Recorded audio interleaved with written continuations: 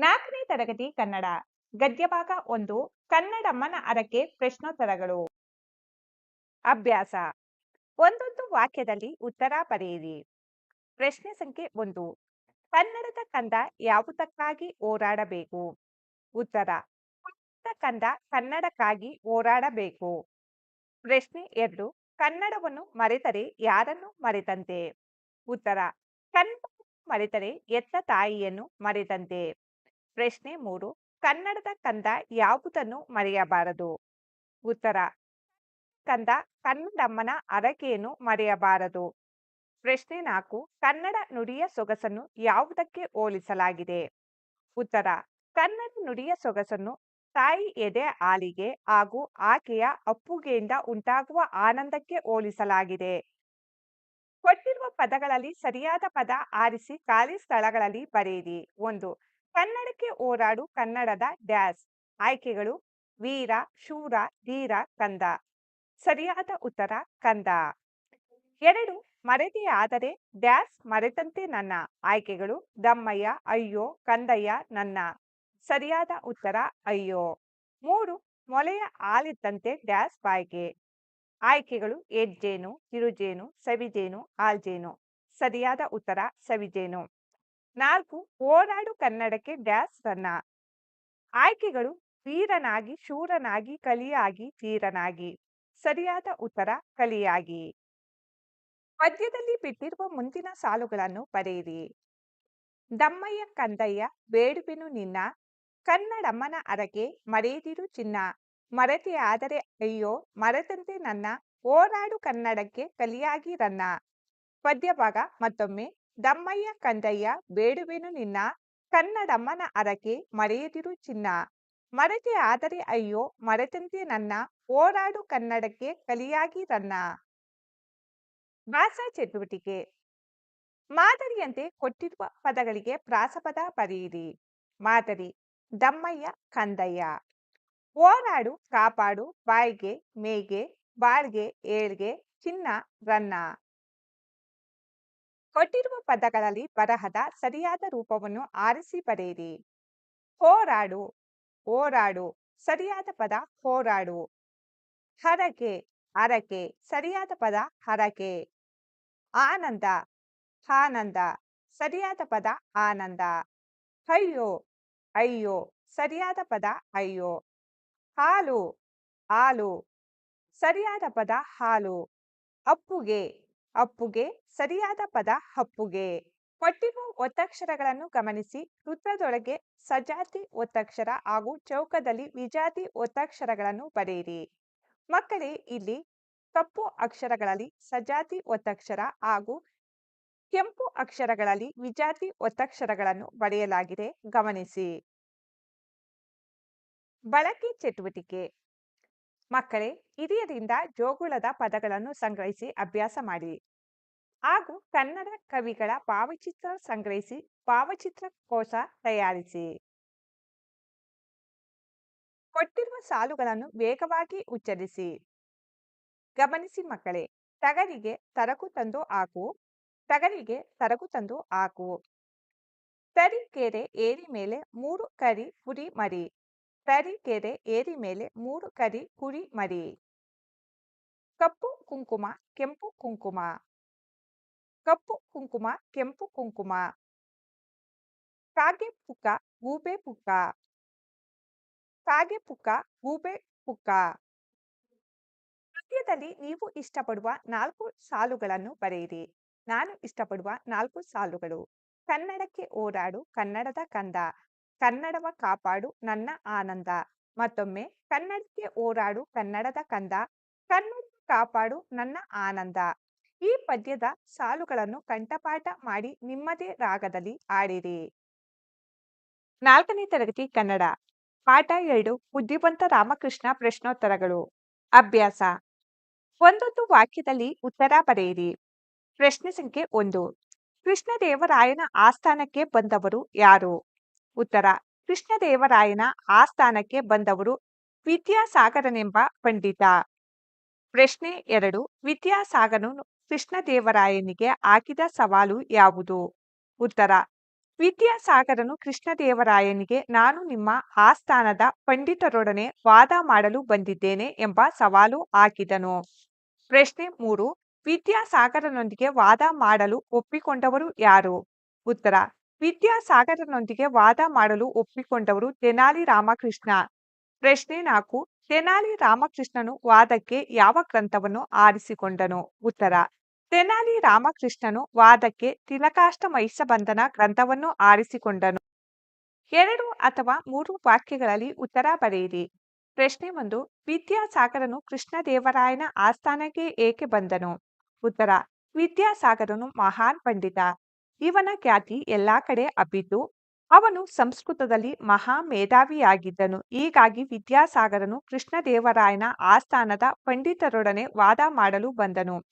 ಪ್ರಶ್ನೆ ಸಂಖ್ಯೆ 2. ವಿದ್ಯಾಸಾಗರನ ಮುಖ ಏಕೆ ಅರಳಿತು? ಉತ್ತರ: ವಿದ್ಯಾಸಾಗರನ ಜೊತೆ ವಾದ ಮಾಡಲು ಕೃಷ್ಣದೇವರಾಯನ ಆಸ್ಥಾನದ ಯಾವ ಒಬ್ಬ ಪಂಡಿತನು ಮುಂದೆ ಬರಲಿಲ್ಲ. ಆಗ ಸ್ವಲ್ಪ ಸಮಯದ ನಂತರ ತೆನಾಲಿ ರಾಮನು ವಾದ ಮಾಡಲು ಮುಂದೆ ಬಂದದ್ದನ್ನು ನೋಡಿ ವಿದ್ಯಾಸಾಗರನ ಮುಖ ಅರಳಿತು. ಪ್ರಶ್ನೆ 3. ತಿಲಕಾಷ್ಟಮೈಷಬಂಧನ ಎಂದರೇನು? ಉತ್ತರ: ತಿಲಕಾಷ್ಟ ಎಂದರೆ ಎಳ್ಳಿನ ಕಡ್ಡಿಗಳು. ಮೈಷಬಂಧನ ಎಂದರೆ ಎಮ್ಮೆಗೆ ಕಟ್ಟುವ ಹಗ್ಗ. ಅಂದರೆ ಒಂದಿಷ್ಟು ಕಟ್ಟಿಗೆಗಳನ್ನು ಒಂದು ಹಗ್ಗದಿಂದ ಕಟ್ಟಿದ ಕಟ್ಟು. ಇದೇ ತಿಲಕಾಷ್ಟಮೈಷಬಂಧನ. ಕೊಟ್ಟಿರುವ ಮಾತನ್ನು ಯಾರು ಯಾರಿಗೆ ಹೇಳಿದರು? 1. ಈ ವಿಷಯ ಮೊದಲೇ ತಿಳಿದಿದ್ದರೆ ನಾನು ಇಲ್ಲಿಗೆ ಬರುತ್ತಲೇ ಇರಲಿಲ್ಲ. ಯಾರು ಈ ಮಾತನ್ನು ವಿದ್ಯಾಸಾಗರನು ಹೇಳಿದನು? ಯಾರಿಗೆ? ಕೃಷ್ಣದೇವರಾಯನ ಆಸ್ಥಾನದ ಪಂಡಿತರಿಗೆ ಹೇಳಿದನು. 2. ಯಾವುದನ್ನು ಬೇಕಾದರೂ ಆರಿಸಿಕೊಳ್ಳಿ. ಯಾರು ಈ ಮಾತನ್ನು ವಿದ್ಯಾಸಾಗರನು ಹೇಳಿದನು? ಯಾರಿಗೆ? ತೆನಾಲಿ ರಾಮಕೃಷ್ಣನಿಗೆ ಹೇಳಿದನು. 3. ಇದು ನಮ್ಮೂರಿನ ದನ ಕಾಯುವ ಹುಡುಗರಿಗೂ ಗೊತ್ತು. ಯಾರು ಈ ಮಾತನ್ನು ತೆನಾಲಿ ರಾಮಕೃಷ್ಣನು ಹೇಳಿದನು? ಯಾರಿಗೆ? ವಿದ್ಯಾಸಾಗರನಿಗೆ ಹೇಳಿದನು. 4. ಮಹಾಪ್ರಭು, ಏಕೋ ನನ್ನ ದೇಹಾರೋಗ್ಯ ಸರಿಯಿಲ್ಲ. ಯಾರು ಈ ಮಾತನ್ನು ವಿದ್ಯಾಸಾಗರನು ಹೇಳಿದನು? ಯಾರಿಗೆ? ಕೃಷ್ಣದೇವರಾಯನಿಗೆ ಹೇಳಿದನು. ಭಾಷಾ ಚಟುವಟಿಕೆ. ಮಾದರಿಯಂತೆ ಕೂಡಿಸಿ ರಚಿಸಿ ಬರೆಯಿರಿ. ಮಾದರಿ: ಎಮ್ಮೆ ಪ್ಲಸ್ಗಳು ಎಮ್ಮೆಗಳು. 1. ಕಟ್ಟಿಗೆ ಪ್ಲಸ್ಗಳು ಕಟ್ಟಿಗೆಗಳು. 2. ಮುಖ ಪ್ಲಸ್ಗಳು ಮುಖಗಳು. 3. ಗ್ರಂಥ ಪ್ಲಸ್ಗಳು ಗ್ರಂಥಗಳು. 4. ಕಣ್ಣು ಪ್ಲಸ್ಗಳು ಕಣ್ಣುಗಳು. ಈ ಕೆಳಗಿನ ವಾಕ್ಯಗಳನ್ನು ಸರಿಪಡಿಸಿ ಬರೆಯಿರಿ. 1. ನಾವು ಶಾಲೆಗೆ ಹೋಗುತ್ತೇನೆ. ಸರಿಪಡಿಸಿರುವ ವಾಕ್ಯ ನಾನು ಶಾಲೆಗೆ ಹೋಗುತ್ತೇನೆ ಅಥವಾ ನಾವು ಶಾಲೆಗೆ ಹೋಗುತ್ತೇವೆ. 2. ಶೀಲಾ ಕತೆ ಬರೆಯುತ್ತಾನೆ. ಸರಿಪಡಿಸಿರುವ ವಾಕ್ಯ ಶೀಲಾ ಕತೆ ಬರೆಯುತ್ತಾಳೆ. 3. ಇಂದು ಮಳೆ ಬರುವ ಸಾಧ್ಯತೆ ಇವೆ. ಸರಿಪಡಿಸಿರುವ ವಾಕ್ಯ ಇಂದು ಮಳೆ ಬರುವ ಸಾಧ್ಯತೆ ಇದೆ. 4. ನಮ್ಮ ತರಗತಿಯಲ್ಲಿ ಹುಡುಗ ಇದ್ದಾರೆ. ಸರಿಪಡಿಸಿರುವ ವಾಕ್ಯ ನಮ್ಮ ತರಗತಿಯಲ್ಲಿ ಹುಡುಗ ಇದ್ದಾನೆ ಅಥವಾ ನಮ್ಮ ತರಗತಿಯಲ್ಲಿ ಹುಡುಗರು ಇದ್ದಾರೆ. 5. ಕಾಡಿನಲ್ಲಿ ಮರಗಳು ಇದೆ. ಸರಿಪಡಿಸಿರುವ ವಾಕ್ಯ ಕಾಡಿನಲ್ಲಿ ಮರಗಳು ಇವೆ. ಬಳಕೆ ಚಟುವಟಿಕೆ. ಕವನ ಓದಿ ಇದಕ್ಕೊಂದು ಹೆಸರು ಸೂಚಿಸಿ. ಕವನ. ಕವನದ ಹೆಸರು ದಡ್ಡ ಕೋತಿ. ಕವನ. ಸಂಭಾಷಣೆಯನ್ನು ಓದಿ ಇದನ್ನು ಕಥೆಯ ರೂಪದಲ್ಲಿ ಬರೆಯಿರಿ. ಸಂಭಾಷಣೆ. ಕಥೆಯ ರೂಪ. ಒಂದು ದಿನ ರಾಜ್ಯದ ಮಂತ್ರಿಯು ಸೆರೆಯಲ್ಲಿರುವ ಕೈದಿಗಳನ್ನು ನೋಡಲು ಬರುತ್ತಾನೆ. ಸೈನಿಕ: ಅಪ್ಪಣೆ ಪ್ರಭು, ಇತ್ತ ಬನ್ನಿ, ಪ್ರತಿಯೊಬ್ಬರನ್ನು ತೋರಿಸುತ್ತೇನೆ ಎನ್ನುತ್ತಾನೆ. ಮಂತ್ರಿಯು ಸೈನಿಕನಿಗೆ ಈ ಯುವಕ ಯಾರು ಎಂದು ಕೇಳುತ್ತಾನೆ.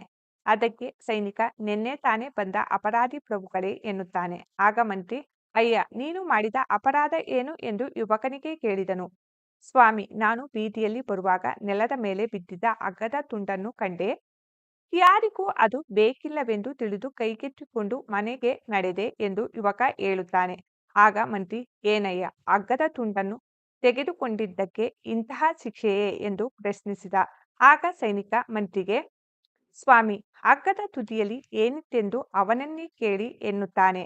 ಆಗ ಯುವಕ: ನನ್ನ ಗ್ರಹಚಾರ ಸ್ವಾಮಿ, ಹಗ್ಗದ ತುದಿಯಲ್ಲಿ ಹಸುವನ್ನು ಕಟ್ಟಿತ್ತೆಂದು ಉತ್ತರಿಸುವನು. ಮಕ್ಕಳೇ, ಪತ್ರಿಕೆಗಳಲ್ಲಿ ಬರುವ ಮಕ್ಕಳ ವಿಭಾಗದಿಂದ ಕಥೆಗಳನ್ನು ಸಂಗ್ರಹಿಸಿ ತರಗತಿಯಲ್ಲಿ ಶಿಕ್ಷಕರ ಸಹಾಯದಿಂದ ಓದಿ.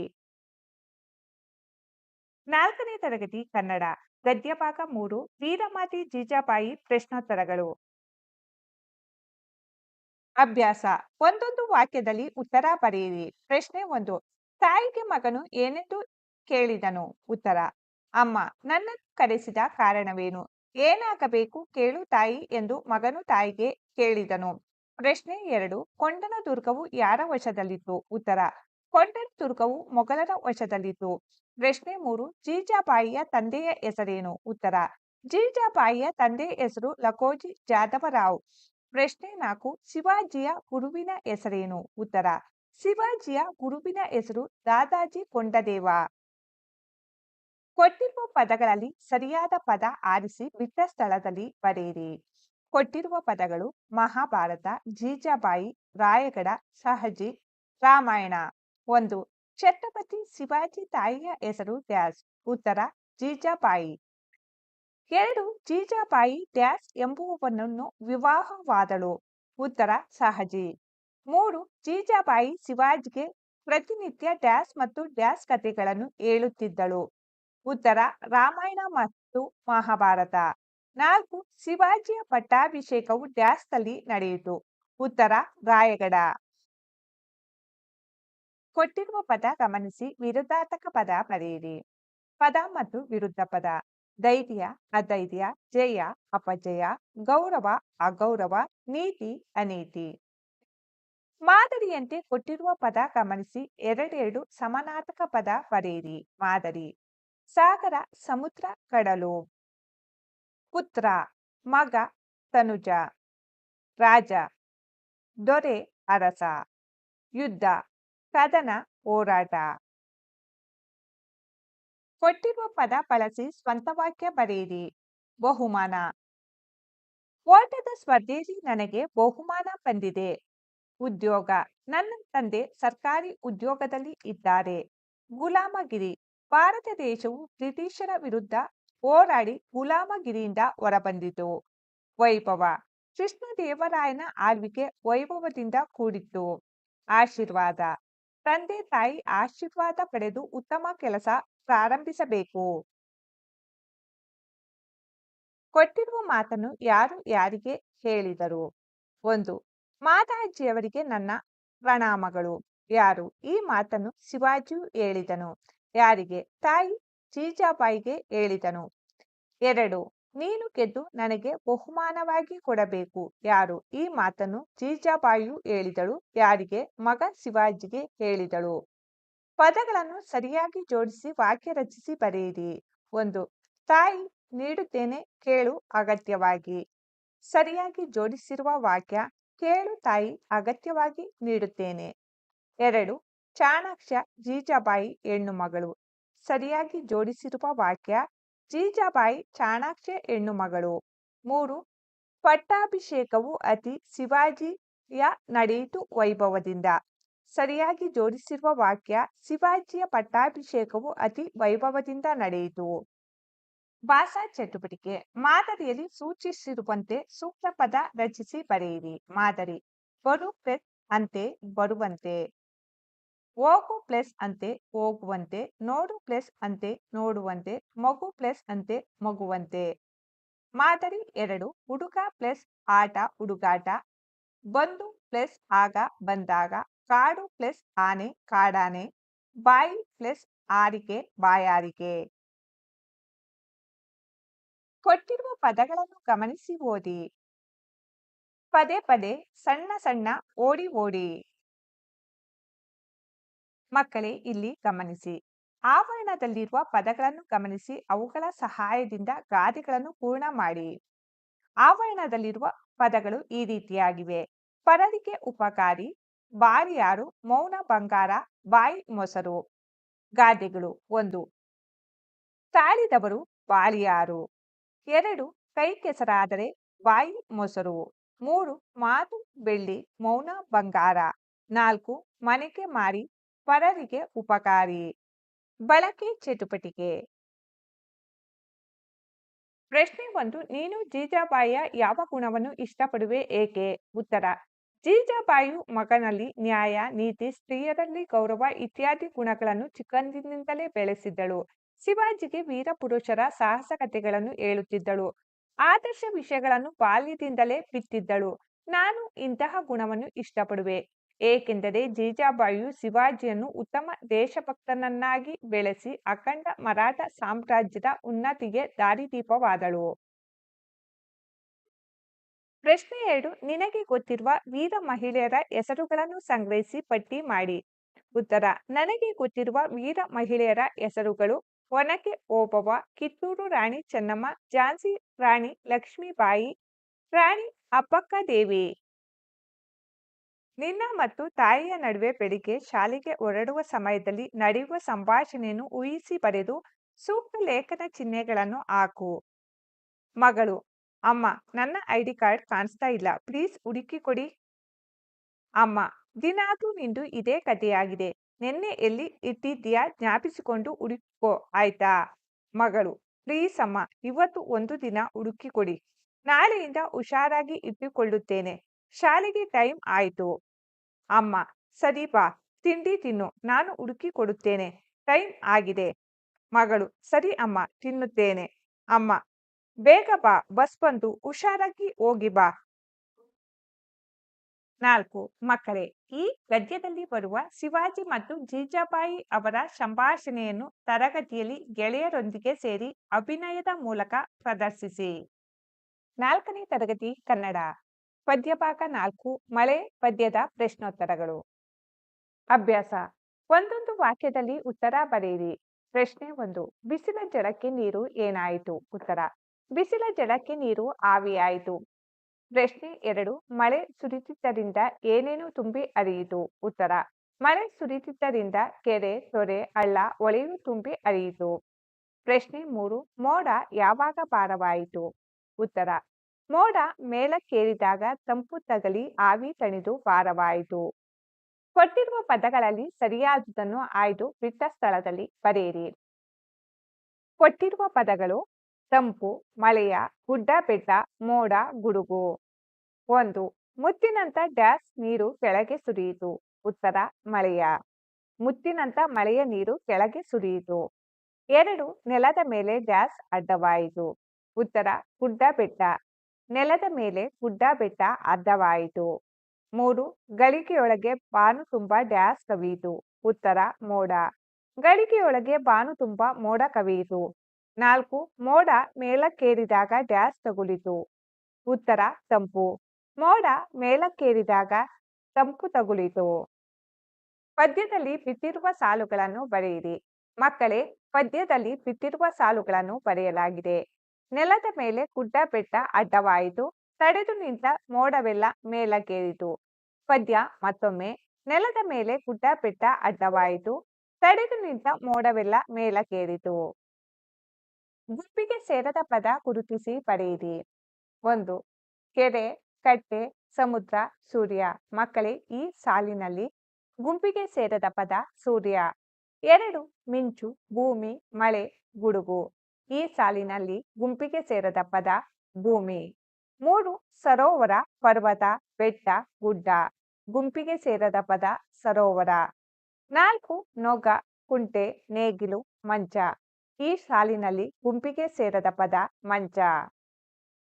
ಕೊಟ್ಟಿರುವ ಪದಗಳಿಗೆ ಸಮಾನಾರ್ಥಕ ಪದಗಳನ್ನು ಬರೆಯಿರಿ. 1. ಕಾಡು. ಸಮಾನಾರ್ಥಕ ಪದಗಳು: ಅರಣ್ಯ, ವನ, ಅಡವಿ. 2. ಸೂರ್ಯ. ಇದಕ್ಕೆ ಸಮಾನಾರ್ಥಕ ಪದಗಳು: ರವಿ, ಅರುಣ, ಆದಿತ್ಯ. 3. ಭೂಮಿ. ಇದಕ್ಕೆ ಸಮಾನಾರ್ಥಕ ಪದ: ನೆಲ, ಧರಣಿ, ಇಳೆ. ಭಾಷಾ ಚಟುವಟಿಕೆ: ಅಕ್ಷರ ಬಳಸಿ ಪದ ರಚಿಸು. ತಿರುಗಿಸಿ ಓದಿ ಆನಂದಿಸಿ. ಮಾದರಿ: ವಿ, ಕ, ತ, ವಿ. ಪದ ರಚನೆ: ವಿಕಟ ಕವಿ. ತಿರುಗಿಸಿ ಓದಿದಾಗ ಅದೇ ರೀತಿಯ ಪದವೇ ಬರುತ್ತದೆ. ವಿಕಟ ಕವಿ. ಅದೇ ರೀತಿ: 1. ಕನಕ, 2. ನಮನ, 3. ಸುರರ ಸೂರ, 4. ನವಜೀವನ, 5. ಮದ್ರಾಸಿನ ಸಿದ್ರಾಮ ಎಂಬ ಪದಗಳ ರಚನೆಯುಂಟಾಗುತ್ತದೆ. ಸೂಚನೆಗಳನ್ನು ಅರ್ಥೈಸಿಕೊಂಡು ಪದಬಂಧ ಪೂರ್ಣಗೊಳಿಸಿ ಪದಗಳನ್ನು ಓದಿ. ಪದಬಂಧ: ಎಡದಿಂದ ಬಲಕ್ಕೆ. 1. 24 ನಿಮಿಷಗಳನ್ನು ಹೀಗೆ ಹೇಳುತ್ತಾರೆ. 3 ಅಕ್ಷರ, ಎಡದಿಂದ ಬಲಕ್ಕೆ ಗಳಿಗೆ. 2 ಜೀವರಾಶಿ ನೆಲೆಸಿರುವ ಪ್ರಪಂಚ. 3 ಅಕ್ಷರ ಎಡದಿಂದ ಬಲಕ್ಕೆ ಜಗತ್ತು. 3 ಕೆರೆ ಜೊತೆಯಲ್ಲಿರುವ ಜೋಡಿ ಪದ. 2 ಅಕ್ಷರ ಎಡದಿಂದ ಬಲಕ್ಕೆ ಕಟ್ಟೆ. 4 ನಾವು ನಿಂತಿರುವ ಸ್ಥಳ. 2 ಅಕ್ಷರ ಎಡದಿಂದ ಬಲಕ್ಕೆ ನೆಲ. 6 ಬೇಸಿಗೆ ಕಾಲದ ಪ್ರಭಾವವಿದು. 3 ಅಕ್ಷರ ಎಡದಿಂದ ಬಲಕ್ಕೆ ಬಿಸಿಲು. 7 ಮೋಡ ಕರಗಿ ಬೀಳುವುದು. 2 ಅಕ್ಷರ ಎಡದಿಂದ ಬಲಕ್ಕೆ ಮಳೆ. 8 ಮೇಲೆ ನೋಡಿದಾಗ ಕಾಣುವುದು. 3 ಅಕ್ಷರ ಎಡದಿಂದ ಬಲಕ್ಕೆ ಮುಗಿಲು. 9 ಈ ಸಮಯ ಮುತ್ತಿನಂಥದ್ದು. 2 ಅಕ್ಷರ ಎಡದಿಂದ ಬಲಕ್ಕೆ ಒತ್ತು. ಪದಬಂಧ ಮೇಲಿನಿಂದ ಕೆಳಕ್ಕೆ. 1 ಗಟ್ಟಿಯಾದ ಪದಾರ್ಥ ಇದು. 2 ಅಕ್ಷರ ಮೇಲಿನಿಂದ ಕೆಳಕ್ಕೆ ಘನ. 2 ನೀರಿಗೆ ಮತ್ತೊಂದು ಹೆಸರು. 2 ಅಕ್ಷರ ಮೇಲಿನಿಂದ ಕೆಳಕ್ಕೆ ಜಲ. 3 ಇದರೊಳಗಿರುವುದು ಉಪ್ಪಿನ ನೀರು. 3 ಅಕ್ಷರ ಮೇಲಿನಿಂದ ಕೆಳಕ್ಕೆ ಕಡಲು. 5 ಭೂಮಿಗೆ ಇರುವ ಇನ್ನೊಂದು ಹೆಸರು. 2 ಅಕ್ಷರ ಮೇಲಿನಿಂದ ಕೆಳಕ್ಕೆ ಇಳೆ. 6 ಮಲ್ಲಿಗೆ ಬಣ್ಣ. 2 ಅಕ್ಷರ ಮೇಲಿನಿಂದ ಕೆಳಕ್ಕೆ ಬಿಳಿ. 7 ವಾಸ ಮಾಡಲು ಇದು ಬೇಕು. 2 ಅಕ್ಷರ ಮೇಲಿನಿಂದ ಕೆಳಕ್ಕೆ ಮನೆ.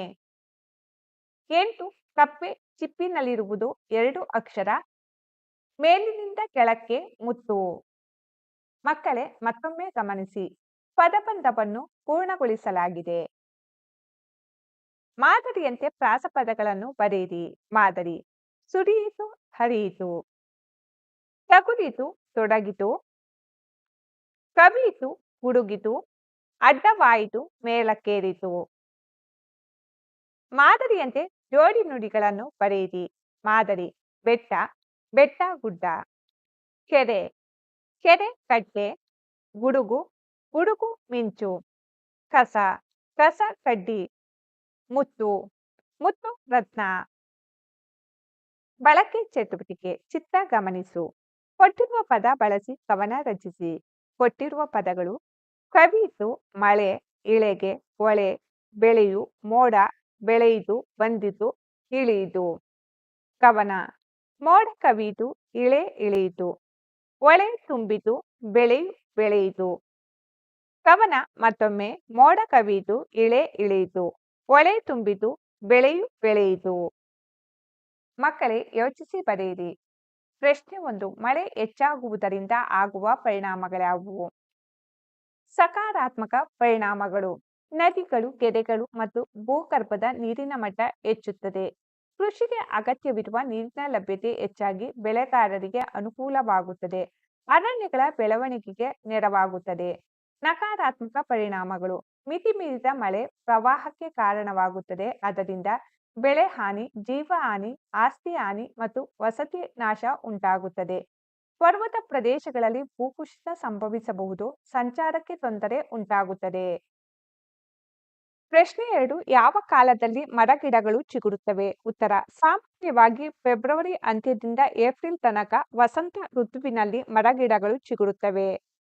ಪ್ರಶ್ನೆ 3. ಮಳೆ ಬರುವ ಮುನ್ನ ಆಕಾಶದಲ್ಲಿ ಉಂಟಾಗುವ ಬದಲಾವಣೆಗಳನ್ನು ಗಮನಿಸಿ ಬರೆ. ಬದಲಾವಣೆಗಳು: ಮೋಡಗಳು ಕಾಣಿಸಿಕೊಳ್ಳುತ್ತವೆ. ಬೆಳಕು ಕಡಿಮೆಯಾಗುವುದು. ಗಾಳಿ ಬೀಸುತ್ತದೆ. ತಾಪಮಾನದಲ್ಲಿ ಬದಲಾವಣೆ ಕಾಣುತ್ತದೆ. ಮಿಂಚು ಮತ್ತು ಸಿಡಿಲಿನ ಶಬ್ದ ಕೇಳಿಬರುತ್ತದೆ. ಪಕ್ಷಿಗಳು ತಕ್ಷಣವೇ ಗೂಡುಗಳಿಗೆ ಹಿಂತಿರುಗುತ್ತವೆ. ಪ್ರಶ್ನೆ 4. ಮಳೆಯೇ ಬರದಿದ್ದರೆ ಏನಾಗುತ್ತಿತ್ತು? ಯೋಚಿಸಿ ಬರೆಯಿರಿ. ಉತ್ತರ: ನೀರಿನ ಕೊರತೆ ಉಂಟಾಗುತ್ತಿತ್ತು. ಭೂಮಿಯ ತಾಪಮಾನ ಹೆಚ್ಚುತ್ತಿತ್ತು. ಅರಣ್ಯ ನಾಶವಾಗುತ್ತಿತ್ತು.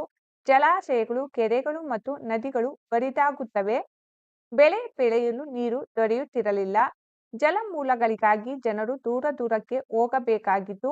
ಪಶುಗಳು ಮತ್ತು ಕಾಡು ಜೀವಿಗಳು ಆಹಾರ ಮತ್ತು ನೀರಿನ ಕೊರತೆಯಿಂದ ಮೃತಪಡುತ್ತಿದ್ದವು. ಕೃಷಿ ಉತ್ಪನ್ನಗಳು ಕಡಿಮೆ ಆಗುತ್ತಿದ್ದವು.